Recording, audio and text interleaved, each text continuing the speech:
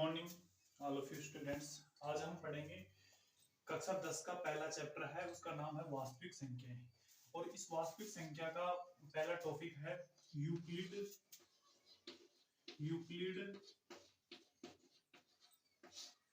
विभाजन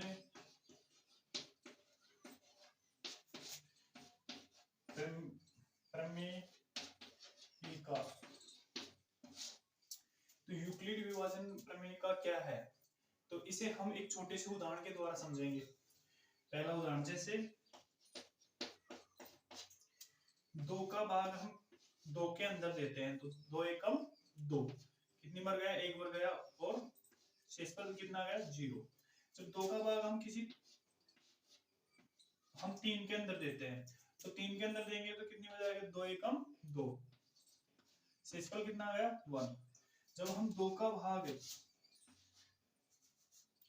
4 के अंदर देते हैं, 2 एकम 2, 2 दूनी 4, यहाँ पर शेषफल क्या आ रहा है, 0। तो शेषफल वापस रिपीट हो रहा है।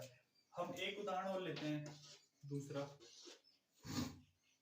3 का भाग हम 3 के अंदर देते हैं, तो 3 एकम 3, यहाँ पे शेषफल क्या आ रहा है, 0। फिर 3 का भाग हमने किस में दिया, 4 के अंदर, 3 एकम 3, यहाँ पे भी क्या आ रहा है, शेषफल 1 आ रहा है, यहाँ पे 1 आ रहा है। अब 3 का भाग हम 5 के अंदर देंगे, तो यहाँ पे शेषफल कितना आ रहा है, 2 आ रहा है। अब 3 का भाग 6 के अंदर दो, तो यहाँ पे शेषफल क्या आएगा, 0 आएगा।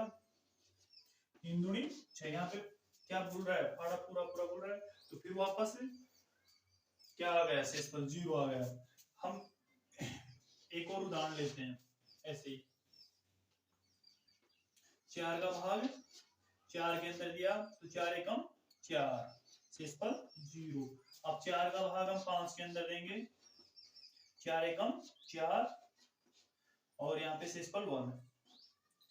अब 4 का भाग हम 6 के अंदर देते हैं, 4 एकम 4, 4 दूनी 8, अधिक जाता है, तो यहाँ पे शेषफल 2। फिर 4 का भाग हमने 7 के अंदर दिया,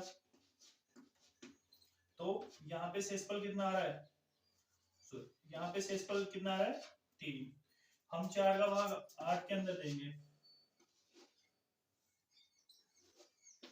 तो यहाँ पर 0। तो हमें इन 3 उदाहरणों से हमें एक समझ में आ रहा है कि इनका जो शेषफल है ना, 0 1, फिर 0 1 2, फिर 0 1 2 3, मतलब 2 से भाग देते हैं किसी भी संख्या में, तो वहां पे शेषफल कितना आ रहा है, 0 और 1। जब हम 3 से डिवाइड किया तो कितना आया शेषफल, 0 1 और 2। जब हम 4 से डिवाइड किया तो क्या आया, 0 1 2 और 3। तो यहाँ पे शेषफल में हमें क्या समझ में आ रही है कि तीनों के अंदर क्या आ रहा है, शेषफल 0 आ रहा है, और फिर उसके हर भाग के अंदर क्या हो रहा है, 0 शेषफल आ रहा है। लेकिन हमने इसको डिवाइड किससे किया, 2 से, इसे किससे डिवाइड किया, 3 से, इसे किससे, 4 से। तो यहाँ इसका शेषफल 2 से कम आ रहा है, इसका शेषफल 3 से कम आ रहा है, और इसका शेषफल 4 से कम आ रहा है, और इनका क्रम भी आ रहा है 0 1 0 1 2, यहाँ पे 0 1 2 3। तो हमें यहाँ पे ये चीज समझ में आ रही है कि जो भाज्य है ना, जैसे 2 यहाँ पे भाज्य है, 3 यहाँ पे भाज्य है, और 4 यहाँ पे भाज्य है, तो भाज्य से कम आ रहा है और 0 के बराबर आ रहा है। शेषफल का मान क्या आ रहा है, इससे कम आ रहा है और 0 के बराबर आ रहा है। तो इसे हम डिनोट कर सकते हैं कि 0 के तो बराबर और 0 से बड़ा भी, मतलब शेषफल क्या आ रहा है, या तो 0 के बराबर आएगा या फिर 0 से बड़ा आएगा, लेकिन भाजक से छोटा आ रहा है। अब हम यहाँ पे एक छोटी क्लासों के अंदर और पढ़े थे कि जब कोई संख्या के अंदर हमें किसी संख्या का भाग देते हैं, तो वहां पे हमें भागफल और शेषफल प्राप्त होता है, और अब उनका वापस इन्वर्स करते, भाज्य प्राप्त करना चाहते हैं, वापस हम क्या करना चाहते हैं, भाज्य प्राप्त करना चाहते हैं, तब हम उसका एक सूत्र बनता है,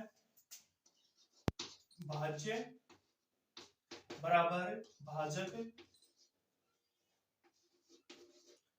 प्लस वो सॉरी मल्टीप्लाई भाग फल प्लस शेषफल।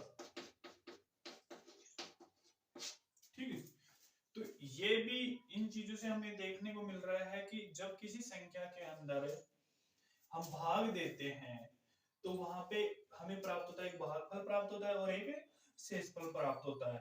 और जब इनका वापस इन्वर्स करते हैं तो हमें भाजक और भागफल को गुणा कर शेषफल को वापस जोड़ते हैं तो वापस क्या प्राप्त होता है, हमें भाज्य। तो यहाँ पे हम देखो, ये जो जिसका भाग दे रहे हैं उसको बोलते हैं हम भाजक, और जिसके अंदर भाग देते हैं उसे बोलते हैं भाज्य, और जितनी बार उसके अंदर भाग जाता है उसे बोलते हैं भागफल, और जो लास्ट में जो बच जाता है शेष उसे बोलते हैं शेषफल। और इसे हम एक कोड के द्वारा डिनोट करते हैं। जैसे भाज्य को हम ए लिखें और भाजक को हम बी और भागफल को हम क्यू और शेषफल आर।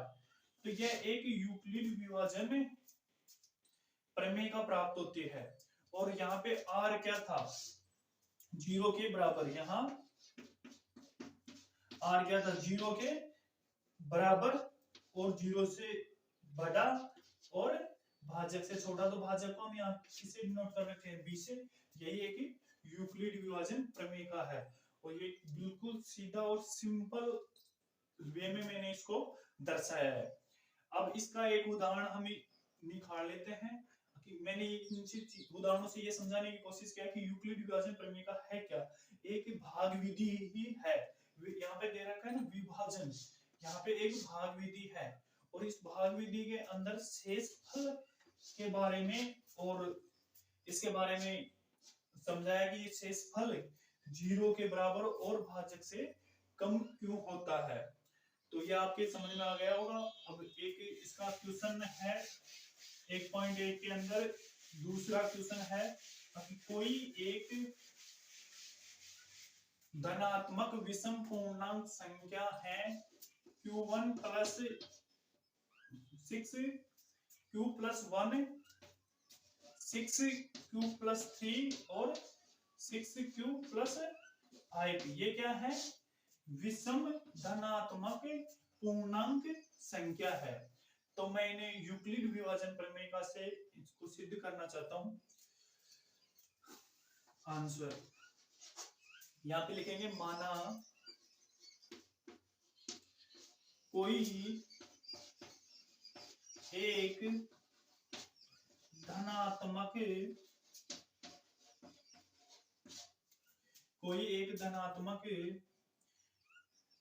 पूर्णांक संख्या ए लेते हैं तथा यहाँ पे बी क्या लेंगे, 6, क्योंकि जो ये समीकरण बनता है ना यूक्लिड विभाजन प्रमेय का के अंदर ए बराबर बी क्यू प्लस आर। तो यहाँ पे क्या आ रहा है, बी 6 के बराबर दे रखा था, यहाँ पे बी बराबर अपन क्या मानेंगे, 6। अब यहाँ पे लिखो यूक्लिड विभाजन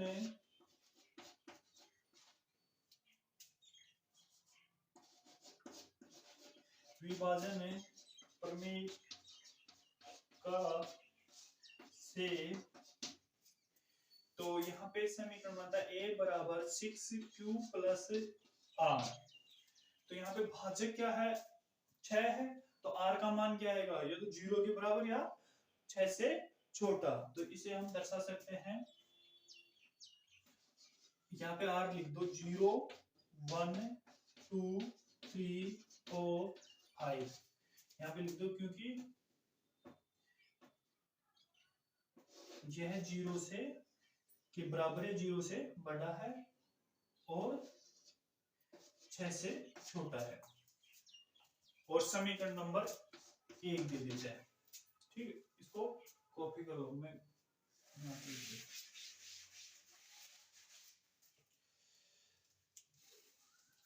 समीकरण 1 में आर का मान क्रमशः रखते हैं।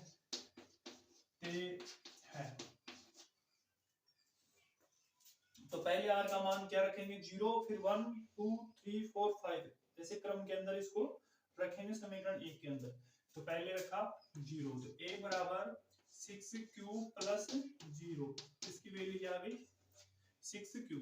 जब इसका वैल्यू हमने 1 रखी, क्या रखी 1, तो a बराबर 6q प्लस 1, ऐसे 6q प्लस 2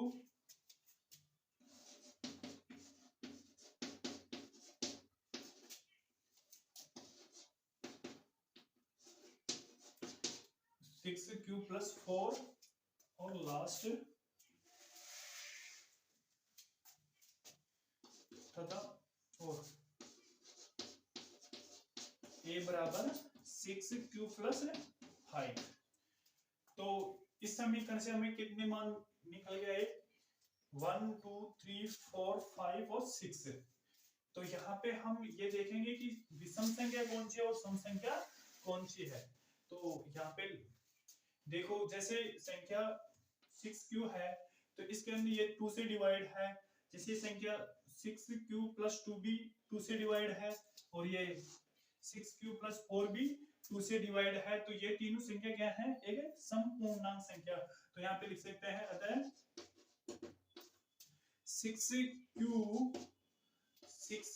प्लस 2 और 6q प्लस 4 यह तीनों संख्या 2 से विभाजित है, इसलिए यह सम संख्या है। और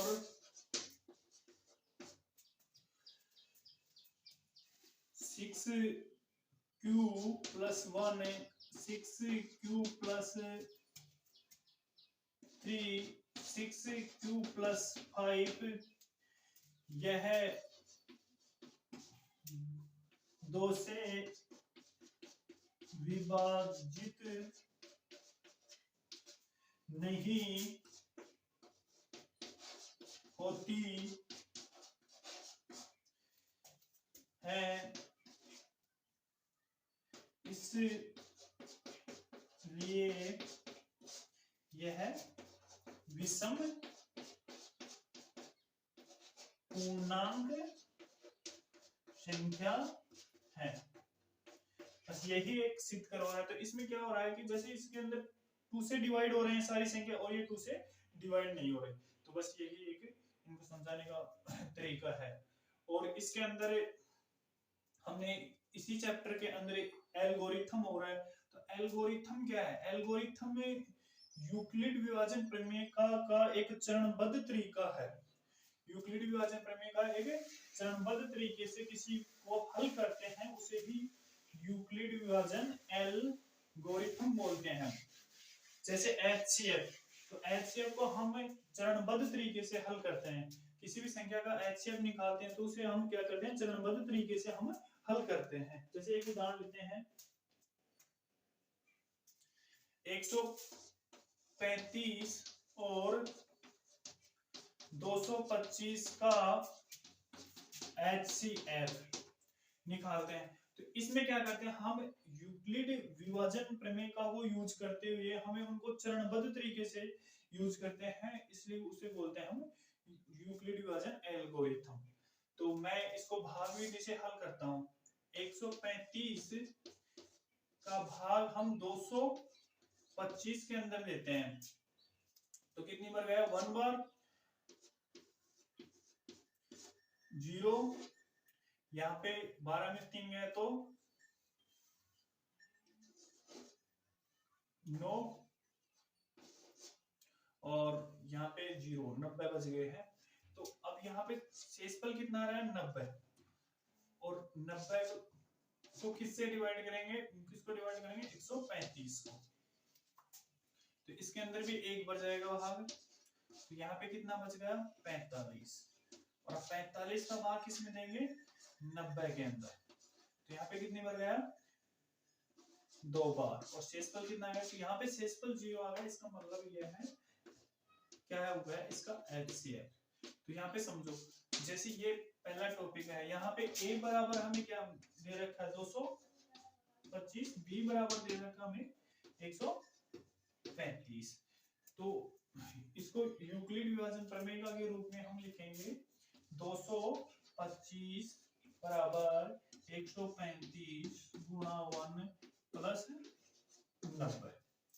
फिर सेकंड, यहाँ पे a बराबर क्या हो गया 135, क्यों यहाँ पे शेषफल क्या आ गया 90 आ गया, इसलिए इसको आगे हम हल करेंगे, तो ये हो गया इसका पहला चरण। सेकंड, b बराबर 90, तो इसको लिखेंगे हम 135 बराबर 90 गुणा 1 प्लस 45, ये हो गया सेकंड चरण, ये फर्स्ट, ये हो गया सेकंड। और थर्ड, a बराबर 90 और b बराबर 45, और यहाँ पे हो गया 90 बराबर 45 गुणा 2 प्लस 0, यहाँ पे शेषफल क्या आ गया 0, तो इसका एचसीएफ क्या हो गया 45, इसका क्या है एचसीएफ है, ये इसका आंसर। ठीक है, ये पहला चैप्टर हो गया, कल इसका सेकंड चैप्टर क्लियर करा देंगे, इसी के अनुसार अगले क्वेश्चन हो जाएंगे।